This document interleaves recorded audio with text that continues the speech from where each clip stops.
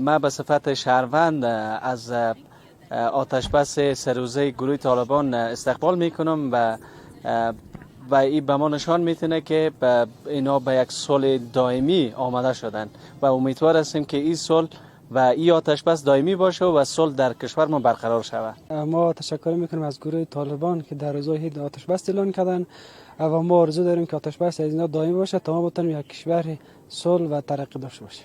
ما از این موضوع فعلا که در میان آمده صلح و آتش بس برای 3 روز شده، ما از این خوشحال هستیم، سپاسگزاری میکنیم و قدردانی میکنیم. اما یک چیز از خداوند میخوایم که در دل از یا رحم پرته که یا خداوند دعوت بده که بعد از این هم یک صلح دائمی کنن، یک آرامی، یک آسودگی در وطن ما بیاید که مردم از فقر و بیچارگی و بدبختی و آوارگی و پریشانی برای یک آتش بس دوامدار شود. از اینکه گروه طالبان 3 روز عید آتش بس اعلان کردن خوش هستیم. امیدوار هستیم که امی روند آتش بس در بدخشان خصوصا در افغانستان ادامه پیدا بکنه. ایران ما با دید قدر می‌نگریم.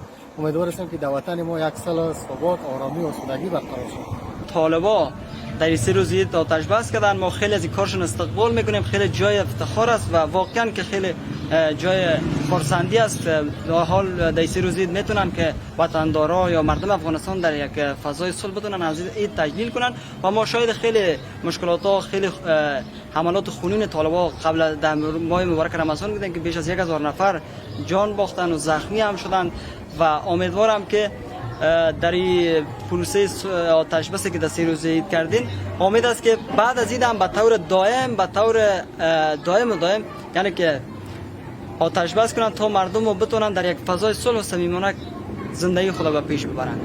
آتش بس باید دوام بکنه و طرفین باید به یک صلح دائمی دست پیدا بکنن، چون مردم افغانستان رنجیده هستند و 40 سال می شود از اثر جنگ و از لحاظ جسمی و روحی اقتصادی بیخی ضعیف شدن از اثر جنگات داخلی. به این لحاظ ما خوشبین به این هستیم و امیدوار به این هستیم که هر دو طرف به یک آتش بس و یک صلح دائمی دست پیدا بکنن تا بتوانند از این مشکلات مردم افغانستان از مشکلات 40 ساله براین و به وطن خود به میهن خود خدمت بکنن و یک زندگی مرفه داشته باشند. خداوند این اوربند را دوامدار کنن. این چیزیه که به نفع تمام مردم مسلمان ها هست. اوربند چیزی که در تو زندگی است. در جنگ ما شما دیدید چه بدبختی ها. خداوند عالم توفیق بده که اوربند ما همیشگی شه تا مردم ما بتوند یک خواب راحت بکنن. آرزوی همه ما و هم مردم هم اینه که خداوند اوربند کنن.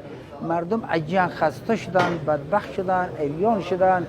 توفیق ما میخواهیم بر مردم، بر ملت، بر هر کسی که راجی به می کوشش میکنن میتونن که راجی به می اوربند دائمی شود.